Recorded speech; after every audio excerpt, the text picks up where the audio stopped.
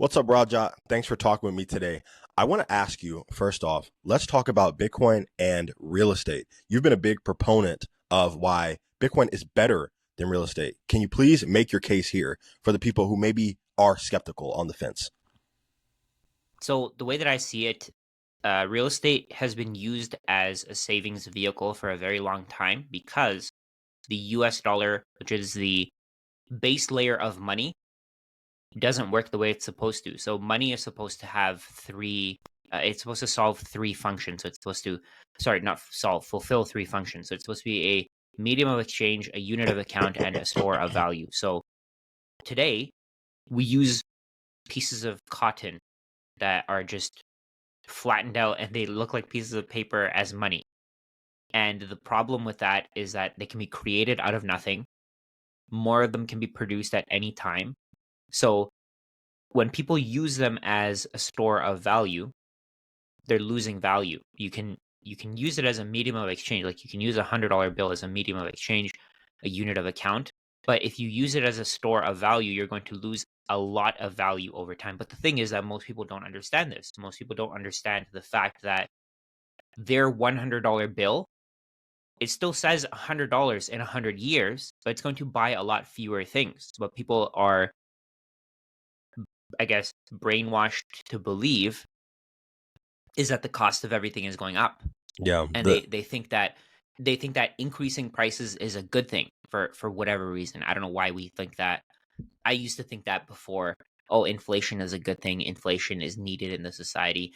So the smart people who actually figured out that inflation isn't good for them moved their wealth from pieces of paper into hard assets like real estate, because real estate is much more difficult to produce than dollars. More dollars can be created much more easily than more real estate can be produced. So if you can produce $100 bill, it'll take you a few seconds. You can buy $100 worth of a house. And to make that $100 worth of a house, it's going to cost you a lot more time, energy, effort, labor, all of that stuff. So what people are doing is, because they realize that houses are harder to create than dollars, they're moving their value from dollars into houses. So the reason why I think that's a problem is because housing is a basic human necessity. We need shelter. We shouldn't be monetizing housing. We shouldn't be financializing the housing market. And the reason for that, of course, is because we need houses.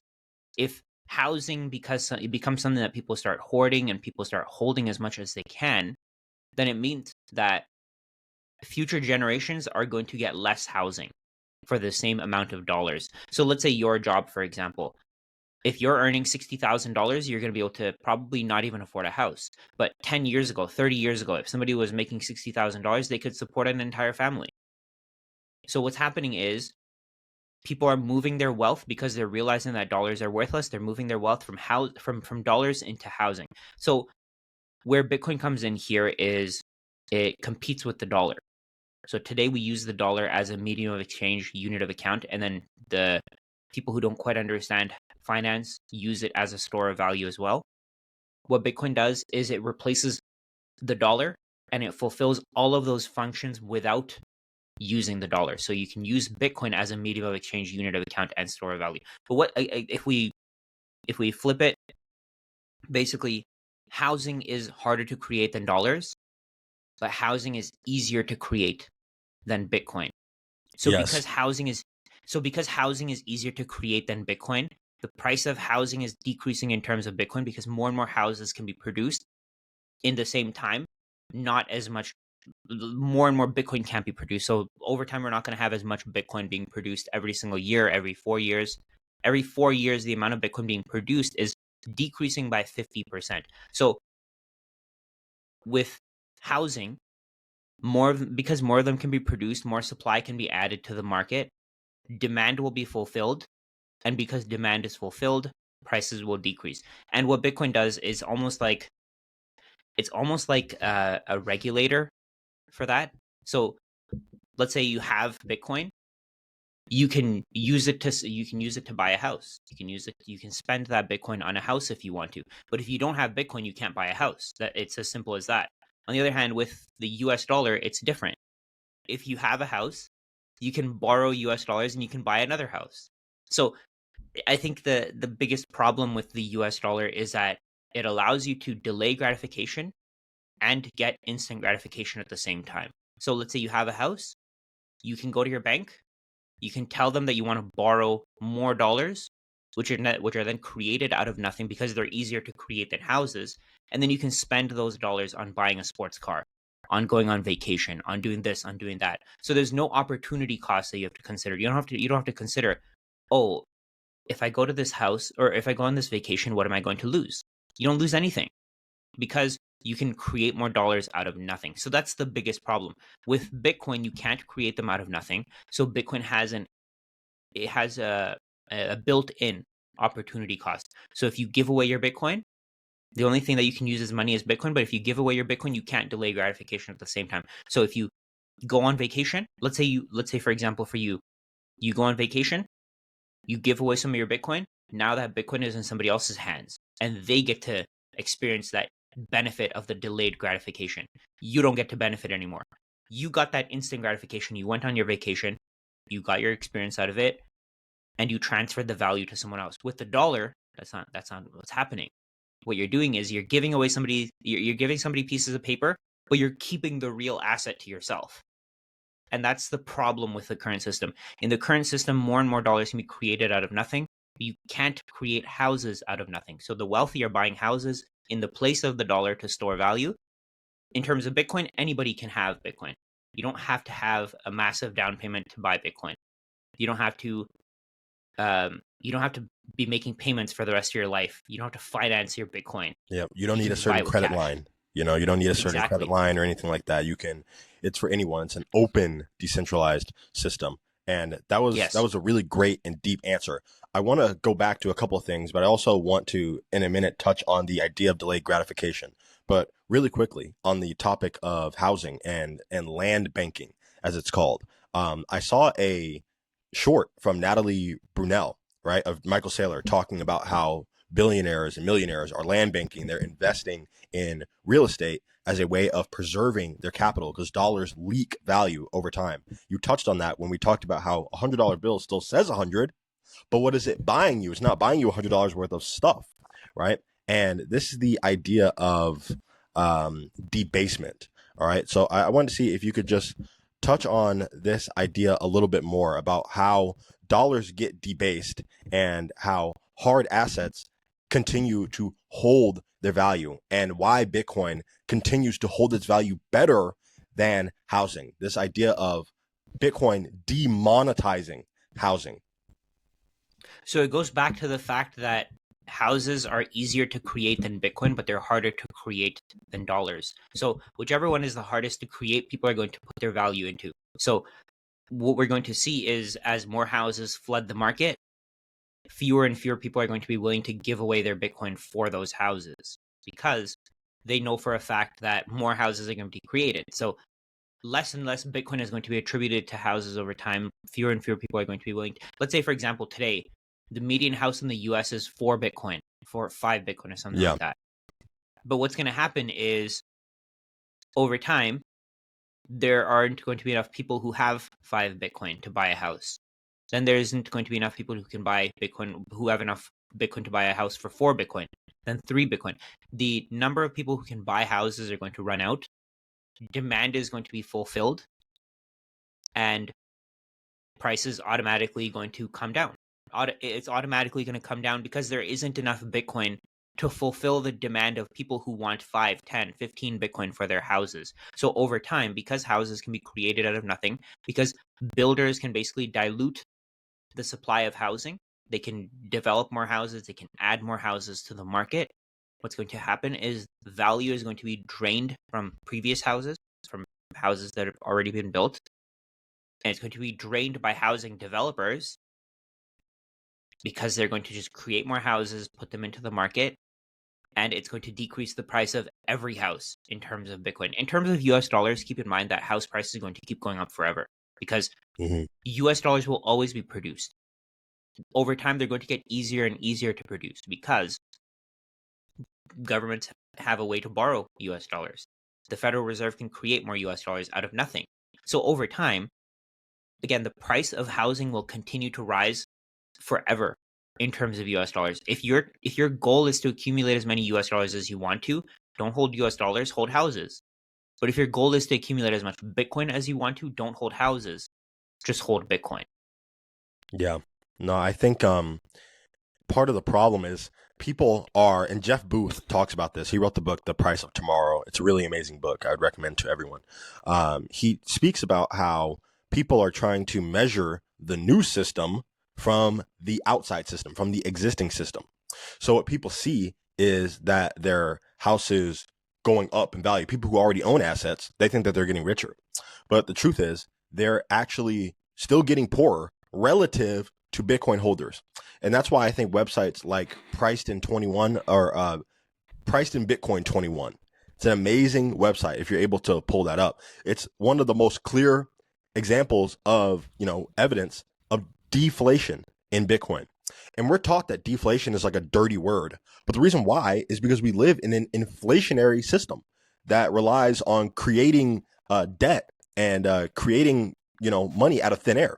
You cannot have deflation in an inflationary system because then the people who are issuing the debt will be losing money, right? The people issuing the debt are always trying to make money, to leech off of the people and to enslave others through debt, right? And when we look on this website, essentially what we're looking at is the price of everything getting cheaper for Bitcoiners. Rajat, explain a little bit deeper what we're looking at here, and I'll also chime in at the end. So what we see here is the website Priced in Bitcoin 21. We see the price of the United States median new house. So this is the house. This is like the middle price of houses in the US, I guess you can say. So the middle price of houses, like the price in the middle of houses, is about 4.48 Bitcoin. In terms of Bitcoin, it's 4.48 Bitcoin. The median price of housing has just been increasing in terms of dollars. You can see the green line here. Because more and more dollars can be produced and added to the market, because more and more dollars can chase the current housing supply. So houses are more difficult to create than dollars. More and more dollars can keep being added to the market. Anytime somebody wants a house, they can take on a mortgage and they can buy a house. They can take supply out of the market. On the other hand, with Bitcoin, you can't do that because over time, the supply of Bitcoin runs out. The number of people who, let's say, for example, not even runs out, but the people who own Bitcoin just don't want to give it away because they Yep. know it's the best asset in the world.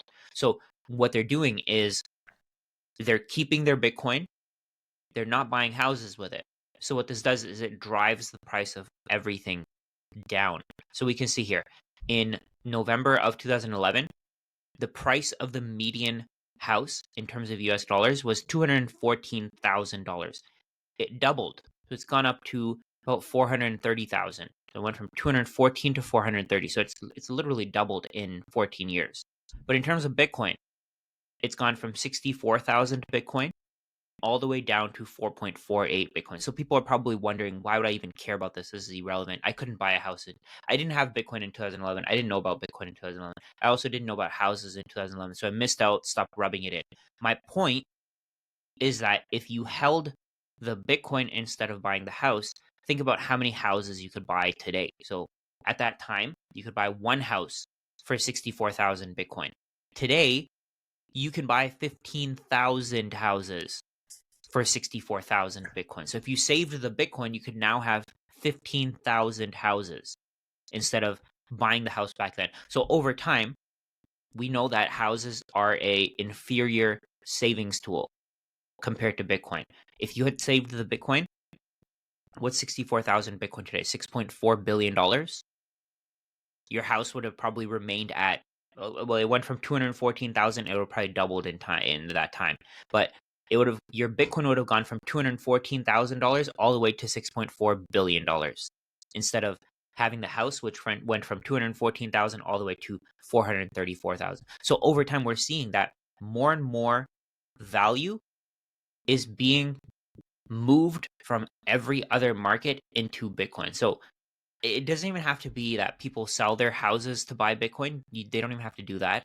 It's that as more value gets added to Bitcoin, the value gets drained from every other market, and the people who have those other assets can get less Bitcoin for their assets. So once you wrap your head around that, it becomes very difficult not to see where this is going. I think it was Robert Breedlove that said this first. He said Bitcoin is a call option on everything in the world. So what that means is if you hold your Bitcoin, it's a call option that allows you to buy whatever you want. So over time, let's say you have one Bitcoin today. Eventually, you're going to be able to buy a house with that one Bitcoin. Today, one house is 4.48 Bitcoin. Eventually, it'll be 4 Bitcoin, then 3, then 2, then 1. Then it'll be 0.9, 0.8. It sounds ridiculous. It sounds as crazy. But when you look at this in terms of Satoshis, you can really see what we mean by this. So right now, a house costs 448 million Satoshis. That's what this number is here. So one Bitcoin is 100 million Satoshis. So today, a house costs 448 million Satoshis. Eventually, people are going to be okay with getting 447 million Satoshis, 440 million, 430, 420, 410. It's going to keep dropping until the price of a house keeps going to, let's say, 100 million Satoshis. That's one Bitcoin. Then it'll go to 90 million Satoshis, 80, 70, 60. 0.9 Bitcoin sounds crazy, but 90 million Satoshis doesn't. Mm-hmm. 0.1 Bitcoin sounds crazy for a house, but 10 million Satoshis doesn't. Mm-hmm. 0.01 sounds crazy again, but a million Satoshis doesn't. So I think the Satoshis, understanding what Satoshis are really makes a difference. Understanding the breakdown between why people want houses versus dollars is very important. And then combining that knowledge shows you that, okay, people are going to want fewer and fewer houses because houses can be created more easily than Bitcoin. And over time, people are going to be willing to offer less and less Bitcoin for houses because they have less Bitcoin available. Yeah. No, that's literally the whole point. And we could talk about just this topic for another hour by itself, but Yeah. I also want to move on. Last thing I'll talk about on this slide, and it'll transition to what I'm about to ask you, is that people need to understand that people who save in dollars get a more expensive life over time. People who save in Bitcoin get a cheaper life over time. So instead of viewing, again, you're like the lens that you look at, all this chart, look at all this stuff on here. It's not just houses. Everything is crashing in Bitcoin terms. You know, typically the people always try to do the gotcha. Oh, Bitcoin's down 5%. Bitcoin's down 10%. You need to understand that the price of everything in Bitcoin is down 99%. And it has another 99% down to go because Bitcoin's appreciating so much faster than these other assets, all these other commodities, all these other things you can buy. So when you go to the store and prices keep going up and up, it's not that the bread is changing and getting so much more expensive because it's like more valuable bread.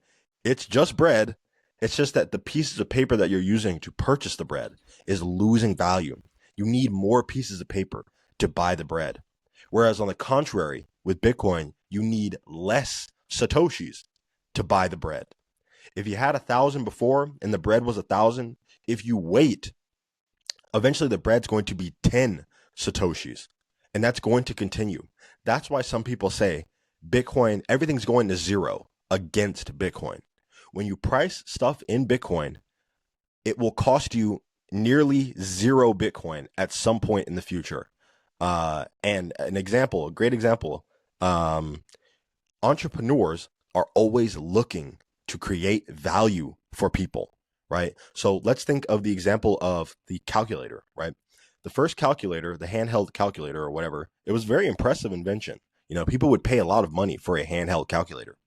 Then more and more people started selling those, right? So we had to level up. Entrepreneurs had to level up. Oh, you know what? I'm going to find a way to put the calculator inside of your phone. I'm going to make a calculator app. It's only going to cost you $9.99. Okay. People started making more calculator apps. Okay, you know what? I can beat that price. Buy mine for $8.99. That kept going. Okay, buy mine for $9.99, $1. Buy mine for 99 cents. Eventually, the calculator app market got so saturated that you're giving away the value for free. All right. Once the value is zero, what happens? Entrepreneurs have to try to find value somewhere else. Okay. If you're a calculator app dev, there's really no more money to be made in that space. It's time to go develop something else. Bitcoin is going to drive the free market to be highly, highly efficient. That's a whole nother conversation, but understand that Bitcoin makes your life cheaper. Things get 50% off when you're living on a Bitcoin standard. No need to go to the clearance rack. Everything's on clearance when you're living on Bitcoin. But to speak a little bit more about those charts we were looking at. Bitcoin is generational wealth, and to secure it, you need to make sure that you take self-custody. Most of you still haven't taken self-custody, and you're taking a serious amount of risk by leaving your Bitcoin on an exchange. Don't be one of those people who lost all of their Bitcoin by leaving it on an exchange that went bankrupt. Instead, reach out to the cybersecurity experts at The Bitcoin Way. Their patient and thorough one-on-one training teaches you how to self-custody your Bitcoin properly, how to run your own Bitcoin node and protect your privacy, and how to set up de-Googled privacy phones to make sure that nobody is spying on you. They can even help you explore Plan B residency programs to maximize your family's options. So when you're ready to go down the right rabbit holes, schedule a free consultation at www.thebitcoinway.com/Rajat. The best investment you can make is buying Bitcoin. The second best investment is securing it properly. Make sure that you don't delay because your generational wealth and self-sovereignty are at stake. Go to www.thebitcoinway.com/Rajat to schedule a free consult today. Let's talk about delayed gratification, right? And the idea of being a saver. All right, this is not even necessarily a Bitcoin question. This is a question of understanding money and investments. So, what are your thoughts on delaying gratification? And do you think that people today have a harder time delaying gratification than any other time in history? What do you see, at least in your generation and some of the people that you know? Oh, definitely, because everything is sort of easily to access, right? I mean, you can buy whatever you want on the internet. You can have it delivered to your house at any point. You can, let's say, for example, before there were no subscriptions for certain things. Now you have subscriptions for everything. Before you didn't, most people, this is just something that I'm guessing, but most people probably didn't rent their houses. They probably bought. But even renting is a subscription service essentially, right? What you're doing is you're borrowing something and then you're giving them a payment, and then at some point they can take it away from you. We didn't have Amazon Prime memberships before. We didn't have Netflix before. We didn't have all these different things. But now everything is just easier and easier to accumulate. It's easier to spend money today than it was before. So let's say, for example, with credit cards, you have to. So now with credit cards, you can spend it whenever you want to, wherever you want. You can buy over the internet before the internet wasn't even available. So today it's becoming easier and easier to spend, meaning that delayed gratification is becoming more and more difficult. So you see a video on TikTok and this guy is advertising this product and he's saying, oh, I'm getting all these benefits from it. And you think, okay, maybe I can benefit from it too. You don't really think about it because it's there, because it's easy to purchase. You can go ahead and make the purchase. You don't even have to really consider the fact that, maybe I need my money for this, or maybe I should save for my retirement, because 30 years from now, who cares about that when I can have this widget today? So delayed gratification is becoming much more difficult. And again, the reason for that is because everything is much easier to purchase over time. Everything is becoming more easy to purchase. We can, people are focusing more of their wealth on their day-to-day lives than they are on their long-term Mm-hmm. needs. So people aren't saving for retirement. I think my generation, starting from my generation, people are going to be working forever. They're never going to be able to quit their jobs. There's going to be people who, the way that I see it, it's like a K.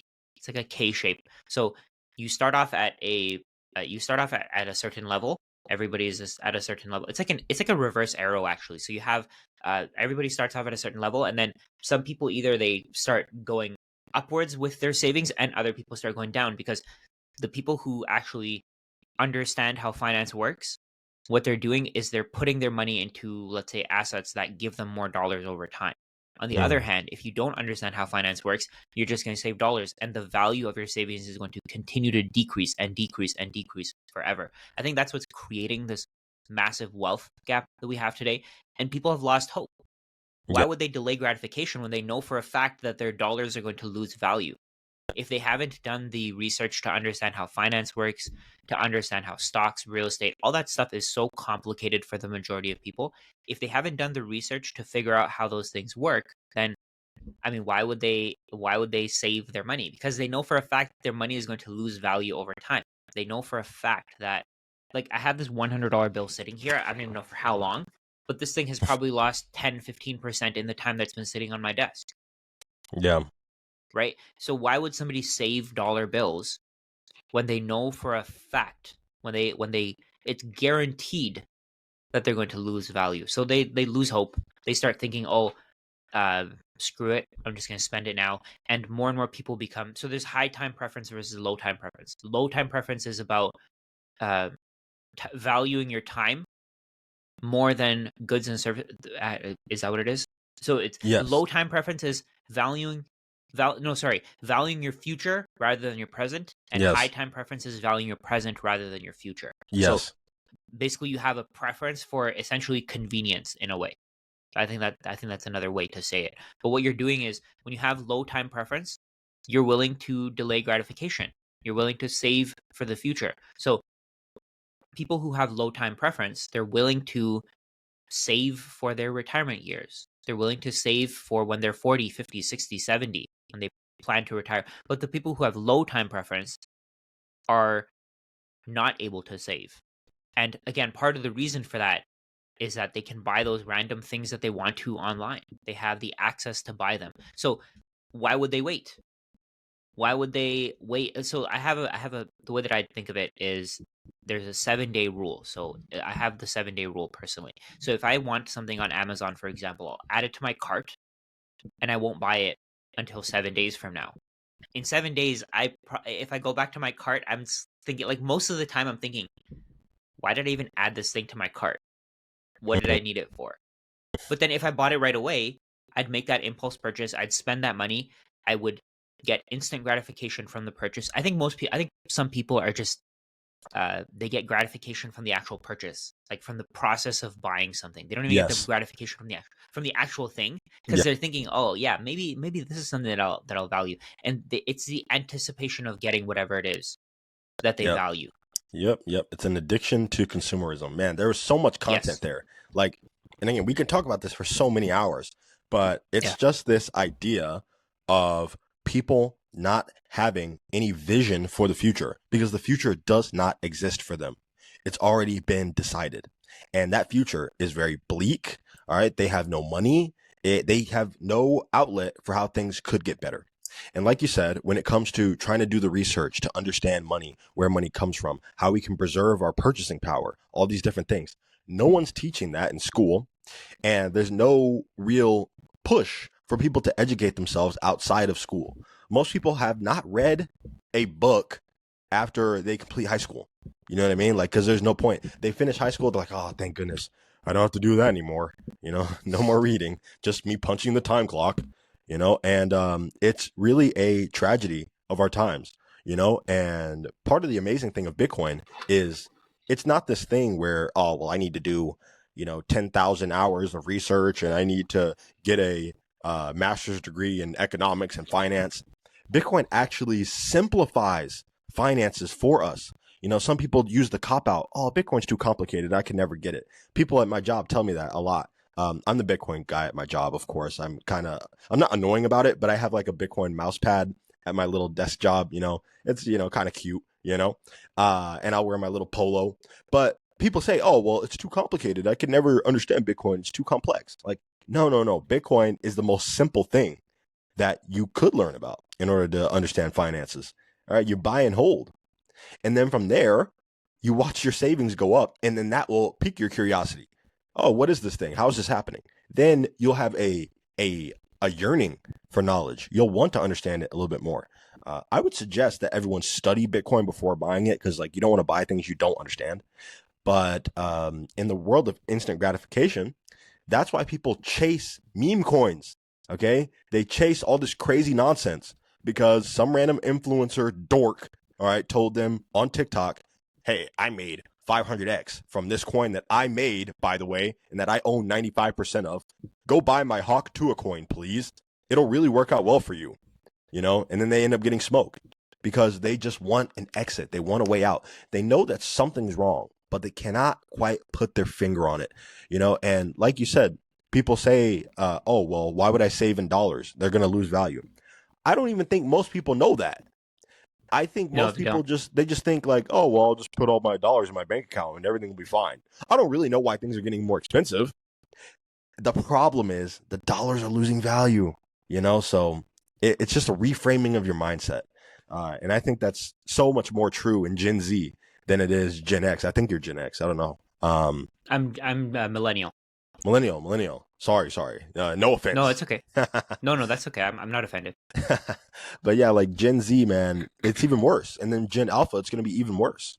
The generation of TikTok babies and iPad babies, and just being able to, like, you can't even sit for a 5-second advertisement. Don't get me wrong, I'm not like promoting, like putting ads on everything, but people are so addicted to getting this stuff now that they're willing to pay $20 a month, $30 a month just to skip the ads in the beginning, and that whole process of, no, I need this now, now. I'm not going to wait to unlock the entire battle pass on Fortnite. I'm buying the entire season pass right now for $50, even though it's just costumes, and I won't even wear Yeah. them in a year, but I need it now. I'm not going to work to unlock the stuff. I need it now. So it's you can see it everywhere. It's not just in, silly things like video games. It's also, like you said, in debt. You know what? I'm going to take out a line of credit now, even though I don't have the money. It's fine. Even a mortgage is literally, uh, credit creation. Like, it's debt creation. Yeah, you can't afford the house now. It's fine. Okay. What we're going Yeah. to do is we're going to give you 30 years of value up front. Okay. We're going to give you all of your future spending in the present. Now you're going to owe us. All right. You are now indebted to us. We now own you. Congratulations. Here are the keys. So And wait, and what that does is, it's like you said, you bring you bring your future consumption to the present, mhm, and what you're doing is you're bringing your house purchase that you would have made, the house that you would have purchased in 30 years, you're buying it today. So what you're doing is, instead of leaving that house on the market for the next 30 years, you're just taking it off today. You're getting it ASAP, because money can be created out of nothing. And what this does, of course, is it pumps up the price of housing. So yes. over time, more and more people can buy houses, even though they don't have the means to do so. The entire system, everything, the foundation of everything that we have today is fake. Because think about it. Okay, so when you build a business, your goal is to accumulate as many dollars as you can. That's your foundation. Your foundational understanding is that, okay, my business can change, but the dollar won't. At Yeah. least until you understand how dollars work. So what you do is, your whole goal, your entire goal for your entire life, is to accumulate as many dollars as you can, because you think, this is my measuring stick for success. This is my way to see where I did the right things, where I did the wrong things. Because technically, I mean, in reality, having more dollars in general means that you've probably done something right, or you've saved, or you've made the right decisions. But what banks do when they print more dollars, what governments do when they borrow more dollars, is they make it so that that measuring stick changes. So right now we have that $100 measuring stick. You can buy, let's say, $100 worth of goods with $100. In 50 years, you're going to be able to buy $10 worth of goods for today for $100, because the price of everything is going to 10x, because more dollars are going to be added to the economy. And this is guaranteed. You can't blame merchants for this. You can't say, oh, it's price gouging. You can't say it's this or it's that. Like, if we look at that priced in Bitcoin 21 website, we can see that the raw material inputs are what's going up. The cost of every raw material is going up. So let's say, for example, to make bread, the cost of wheat is going up. The cost of all the stuff that you put into bread is going up. hmm So what producers do is they add random chemicals, they add random products, they add random fillers hmm to make up for that increase in cost, to keep the price the same. Or they offer you less product, less bread, at the same price. And it's not their fault. They're not doing it because they want to kill you. That's just the side benefit to them, I guess. Right? Yeah. That's just something that they get as a as what's it called, like just something that happens It's a on the byproduct side of of them. Yes, yeah, that's the word that I was thinking. That's the byproduct of them creating this product, trying to make it cheaper and cheaper, trying to make more profits. But what they're doing is they're just adding random chemicals. They're adding, let's say, seed oils, for yeah, example. yeah, Seed oils are super cheap. Like you can buy a bunch of vegetable oil for like $10. You can just dump it into your bread, and instead of using higher quality oils like olive oil, instead of using butter, instead of using coconut oil, they're using canola oil because canola oil is a half or a third of the price or a quarter of the price. So yeah, what they're doing is they're filling up our food with random garbage because they can't afford the inputs, because they know if they put in all of the inputs that they did 30 years ago, the price of that bread is going to increase to double, triple, 5 times, and people are no longer going to be able to afford it, and their company is going to go bankrupt. So we have this basically effort to continue making money by entrepreneurs, and the only way that they can do it is by debasing the quality of your goods and services so that you keep seeing that the prices don't increase, and then governments blame the merchants who are using actual high quality products to, like, let's say for example, if you go to a grocery store and you try to get ice cream, you're going to see like Haagen-Dazs versus what, Breyers. yeah, It's like the shittiest quality ice cream in the world. yeah, And if you look at the ingredients, that's where you see it, right? If you look at the ingredients for Breyer's ice cream, you're gonna see, oh, this or that monosodium, whatever the hell yeah. they put in, Some like stuff all I these can't random pronounce. You oils, know what I mean? Some stuff from my high right? school chemistry class. Exactly. And if you look at the actual and if you look at the package, you're gonna see, what is it? Is it dairy product or something? It Yeah, doesn't say ice cream. artificial flavors. Dairy Yes, byproduct. all that stuff. Legal Dairy, jargon.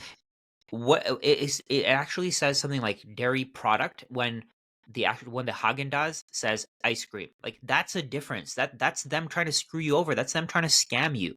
Because what they're doing is they're giving you this fake product. Let's say, for example, you wanted a gold chain. Somebody makes a chain out of pyrite Hmm. and they say gold gold looking chain. Well, Yeah. I don't know how they would market it, but they would make it Yes. like it's some inferior product Yep. that looks like gold, but if you don't know any better, you're gonna buy it, Yeah. right? And that's exactly what's happening with everything. So if you Yes. look at, like I said, with ice cream, if you look at the ingredients for ice cream, you're gonna have like 10 ingredients on a Haagen-Dazs container, maybe like 5, 7 ingredients. But then on the Breyer's ice cream, you're gonna see 40, 50, 60 ingredients because those are the chemicals that they need to make it taste good. The Mhm. taste actually comes from actual products, but they need to replace that taste because they can't afford the actual products.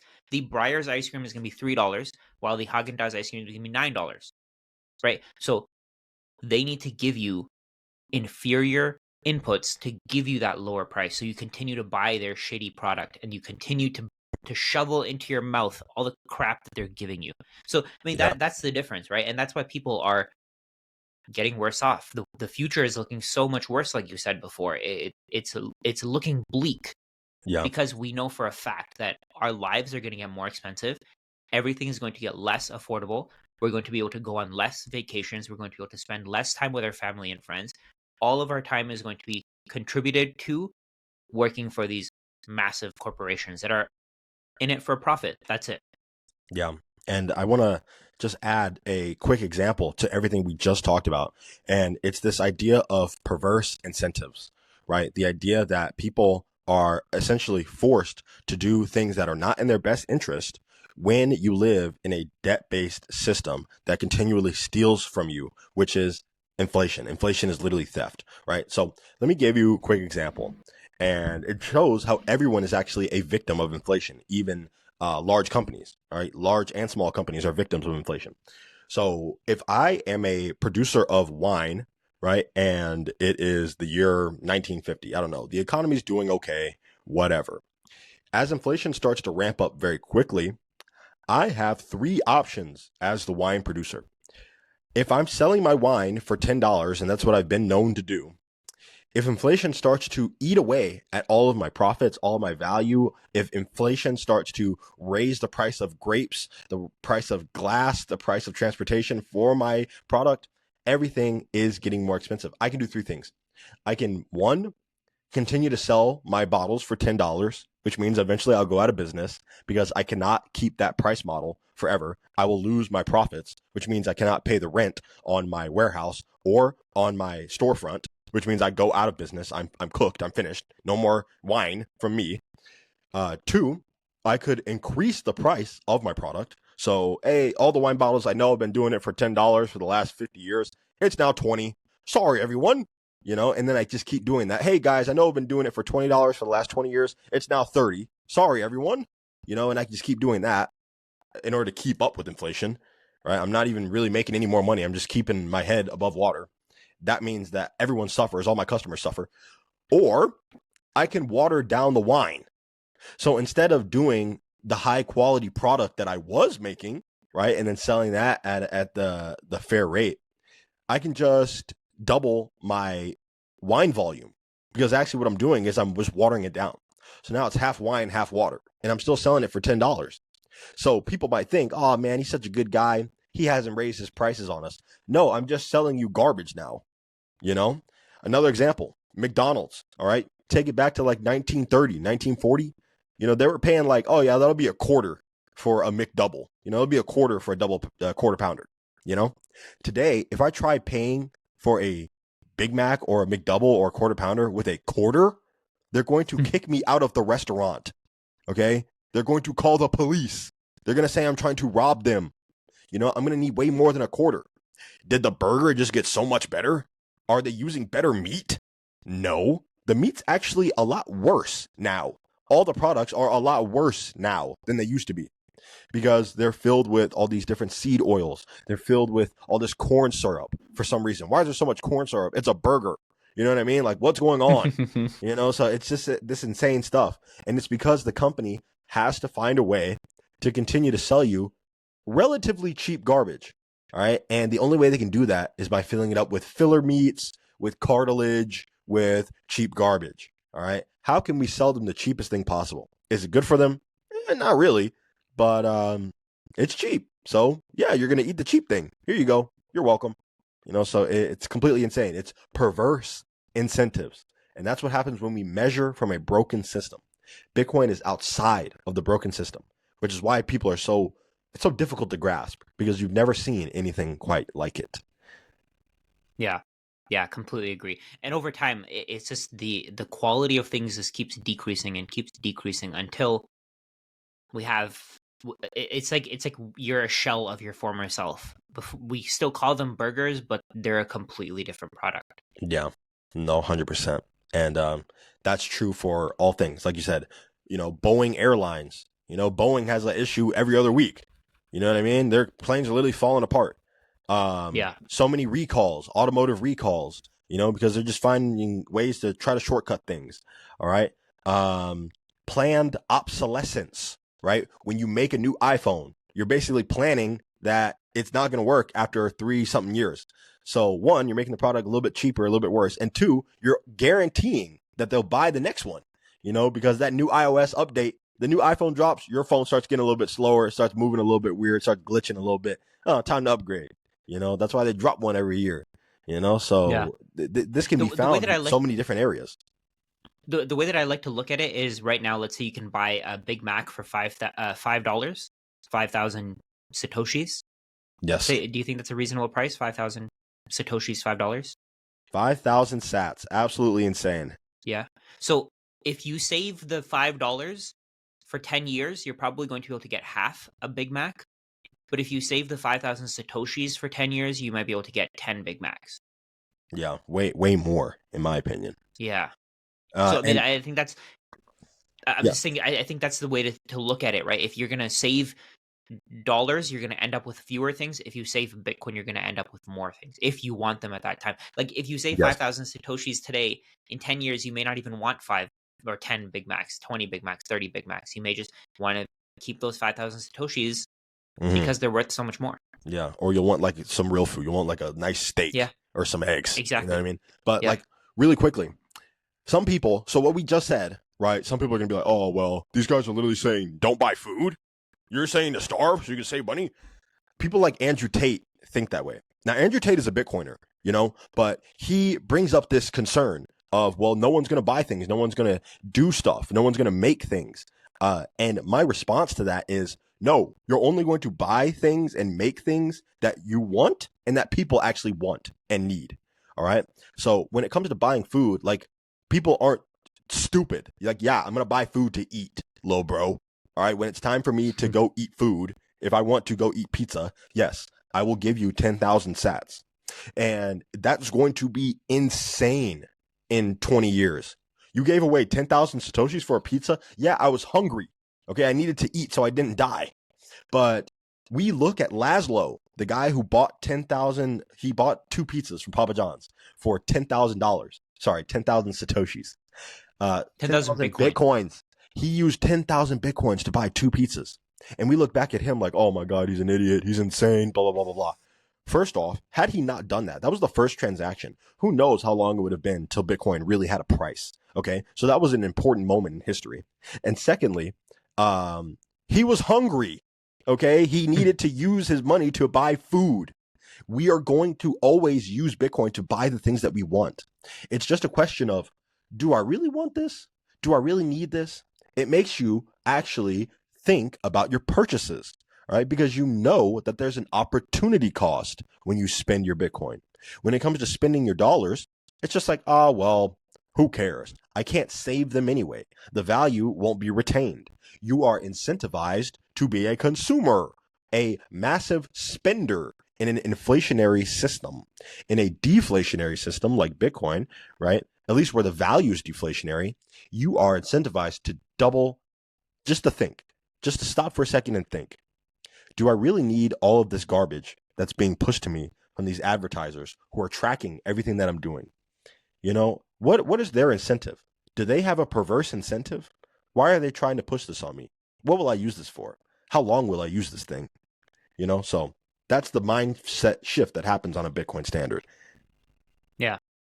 Yeah, I completely agree. It makes you think, why would I give this thing away to buy something I don't need? I think in the legacy system, it's a little bit different because let's say you buy stocks, you buy real estate, you expect that you're going to continue to get cash flow forever.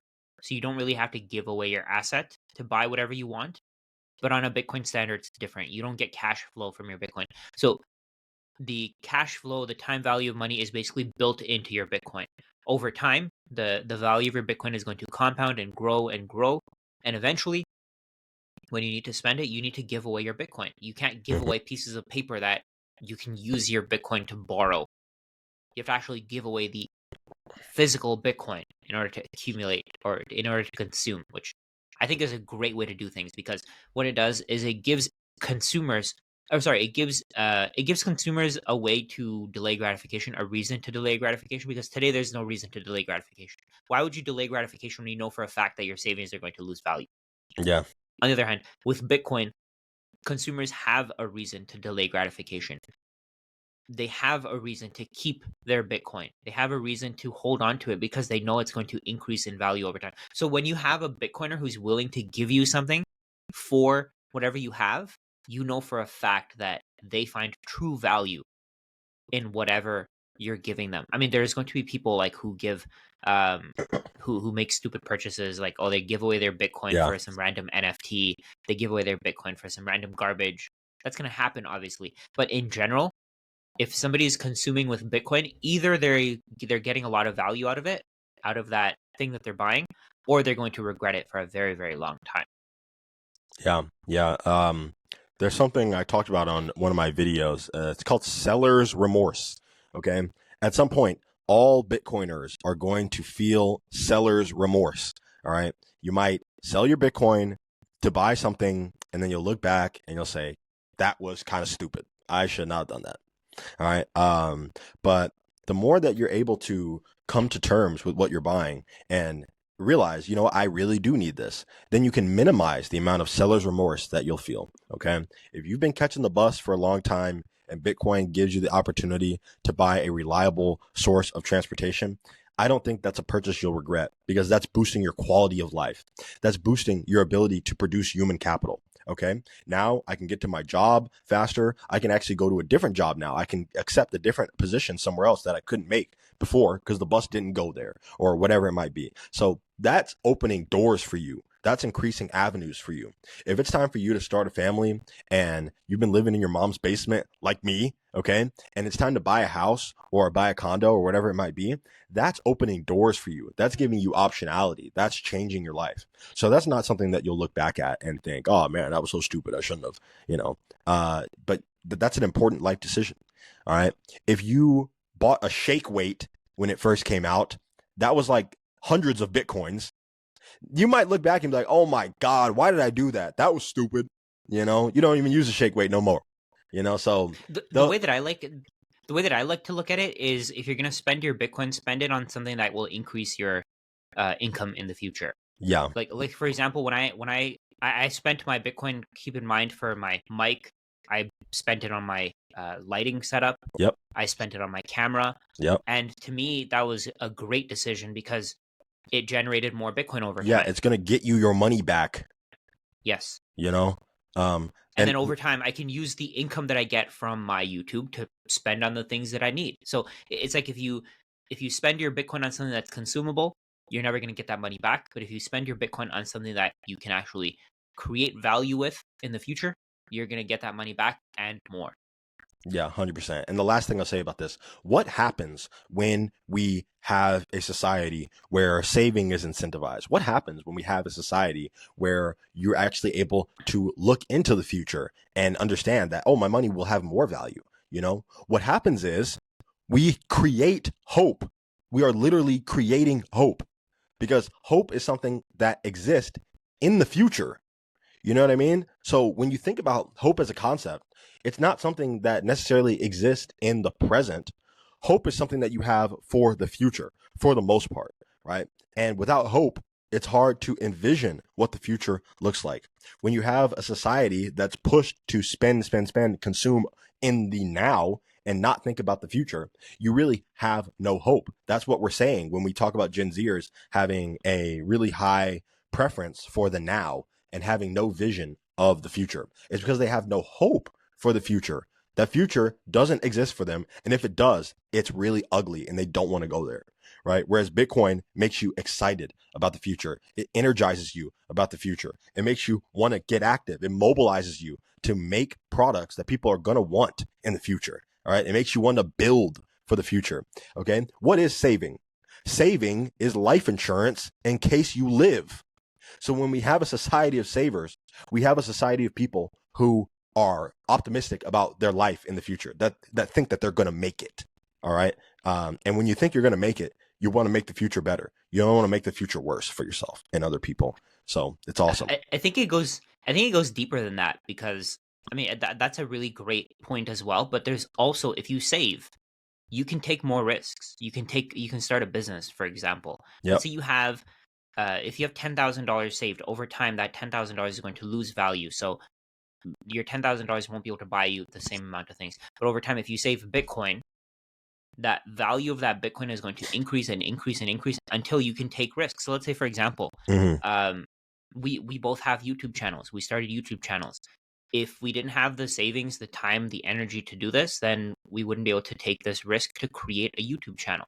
Yeah. Over time, I think what's going to happen is, as people are able to save, as let's say you can accumulate Bitcoin, you can accumulate savings, you can start creating businesses that compete with all these large mega corporations that are multinational corporations that are doing things that you probably can't do on your own. But because of technology, because of savings, we can compete with them. Like, let's say your channel, for example, you're not at the scale yet, but eventually you may be able to compete with somebody like CNN. Yeah. Because you took the risk.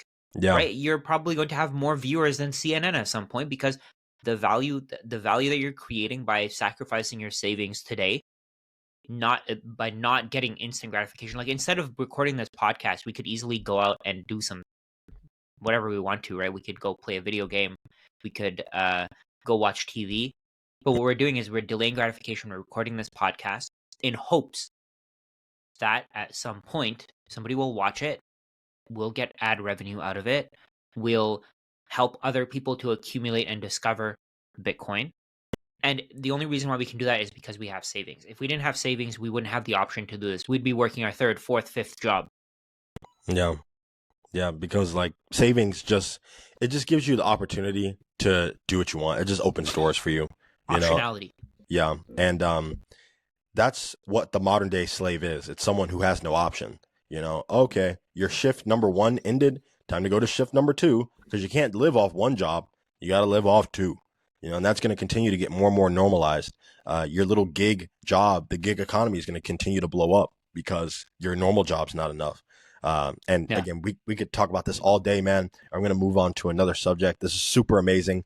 And we'll get to our semifinal little segment here. And that's how much Bitcoin is enough. This idea of, well, I can't buy a whole Bitcoin, so it's over for me. I could only buy 1% of a Bitcoin, 10% of a Bitcoin. I know that you had like a spreadsheet talking about how Bitcoin is super legendary. Owning one Bitcoin will be extremely legendary, extremely rare. I don't know if you could pull that up or maybe just talk about it. And what percentiles that you'd be in having just 1% of a Bitcoin, having 10%, and what that'll look like projected out into the future as we look at Bitcoin's compound annual growth rate. I mean, the way that I see it, if you just divide the total supply of Bitcoin by everybody on Earth, people will get 0.002 Bitcoin. So I think that just paints the picture on its own. Yeah. If everybody on Earth wanted to adopt Bitcoin, and the supply was equivalently distributed with everybody, they'd get 262,000 Satoshis. Yeah. So if you have one Bitcoin, you're one of well, I don't even think obviously 21 million people can't hold one Bitcoin. It's not possible because people have fractions of Bitcoin. There are people who have thousands of Bitcoin. So I think in total, at most, at any point in the future, there's probably going to be at most maybe 500,000 people who own one Bitcoin. So think about it, 500,000 out of 8 billion. So let's actually do the calculation for that. What is 500,000 divided by 8 billion?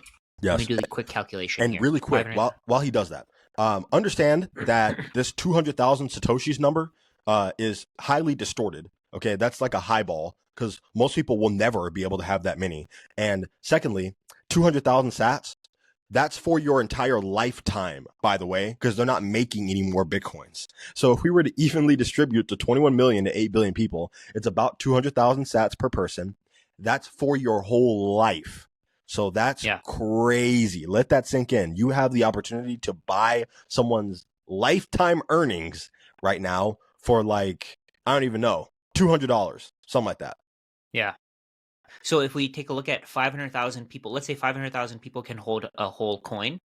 That's 0.00625% of people. That's not even 1%. That's less than 1% of people in the world can hold one whole Bitcoin. So that's like, what is that? What is that? 1 out of like 8,000? 5 out of 8,000. So that's crazy. Or 5 out of 80,000. Whatever the numbers are. The numbers are really small. Like something very few people can hold one Bitcoin. One Bitcoin if you hold puts you in the 1% of the 1%, pretty much. Yes. I think it would be even less than that. It would be the 1% of the 1% of the 1%. Because even out of those 500,000 people, how many of them have lost their Bitcoin? How many Bitcoin are gone forever? Yeah. So it's not even 21 million Bitcoin split between 8 billion people. It's like 15 million people split between 10 billion people. Because in the time that everybody adopts Bitcoin, there's going to be more population. More and more people are going to be chasing Bitcoin.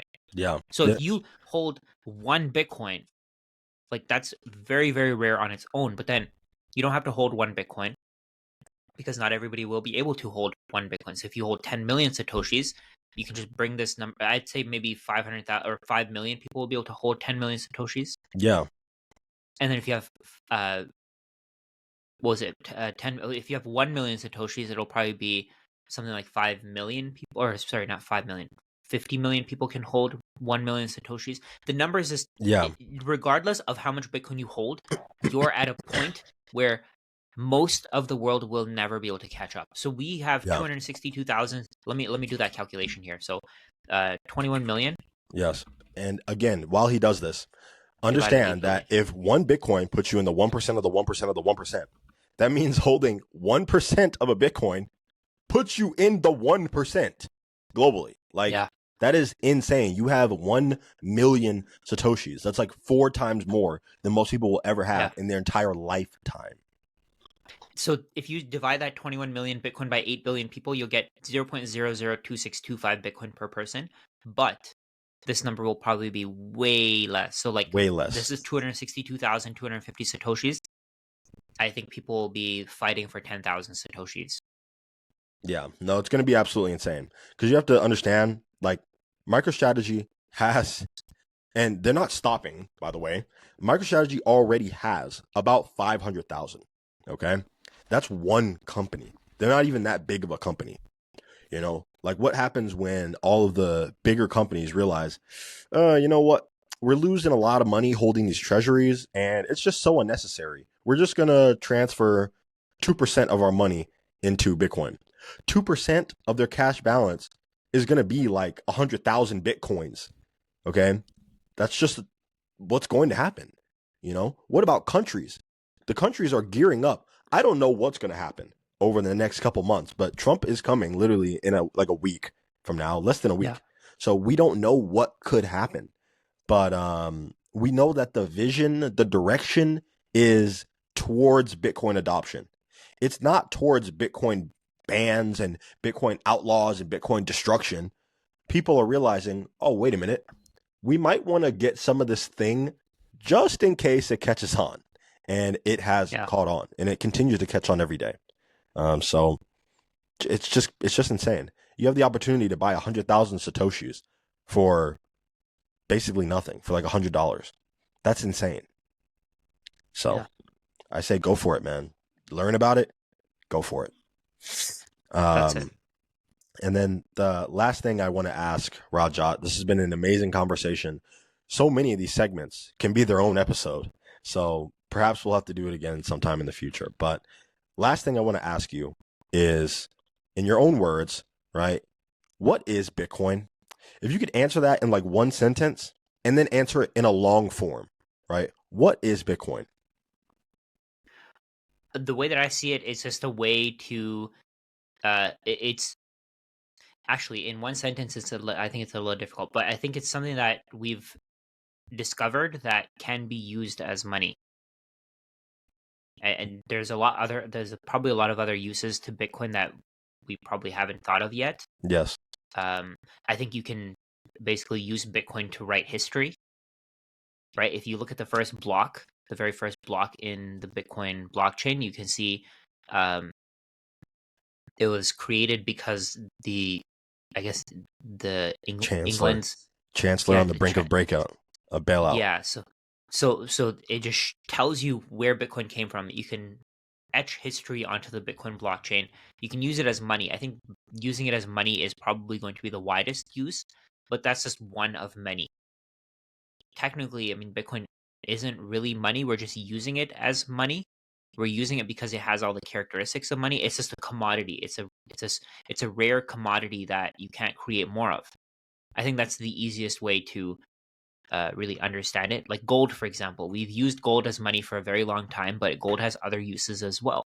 Gold has the uses in commercial electronics. It has in production of electronics. You can use gold as a paperweight. You can use it in jewelry. You can do a lot of things with gold, but it has those characteristics that made it great money, and we started using it as money. I think it's the same thing with Bitcoin. So Bitcoin is just a ledger. It records everything that you want. People are using it to record pictures. People are using it to record videos, like with these runes and all that stuff, NFTs and all that stuff. People are using it to record all these other things, but I think the most important use of Bitcoin is as money. It's a way to save for the future. Yeah, no, for sure. That's pretty good definition, you know. And the thing about Bitcoin is so multifaceted. I could ask that question to 100 people. No one's going to say the exact same thing. They're not, because Yeah. it's as big as a question as you know, what is the internet? You know, that could be 100 million things. That can be Xbox Live, that could be Instagram, that could be Riverside. So it's just such an awesome discovery that Satoshi found, and Yeah. I think it'll be around for a very long time. Some people even argue that Bitcoin is the final money for humanity. Time will tell, but I think they might be onto something. Yeah, I'd say so. All right, Rajat, this has been amazing. Thank you so much for talking with me. I'll see you guys on the next episode of Gen Z BTC. Rajat, where can they find you? I have a YouTube. I have Twitter. Just search for my name. I think I'm usually the. If you just search for my name or Sony, you'll find me probably at the top. My Twitter is verified. Um, I think I'm the only bald Rajat Sony, so you'll find me on there. Yes, yes. And dude, shout out to Rajat. This guy gave me my first Bitcoin related interview. Uh, I want to say way back. It really wasn't that long ago. It was like 4 months ago. And back when we did that, I only had 100 subscribers on my channel. I just broke 100, and now I'm all the way to 2,000. Maybe the next time we speak, I'll be at 10,000. So absolutely amazing. Thank you so much for your time. Keep going, man. I mean, last time we talked, you were at maybe like 4,000, something like that. You're at 10,000 yourself. So it's all about Yeah, grinding and not giving up. You know what I mean? Especially when you that's it. have something that you believe in, something that you actually care about, something that you think can help other people. So I'm going to keep going whether I get more subs or not, because I think it's an important message. Exactly. All right. Thank you so much. See you guys. Awesome. Thank you so much for having me. No worries.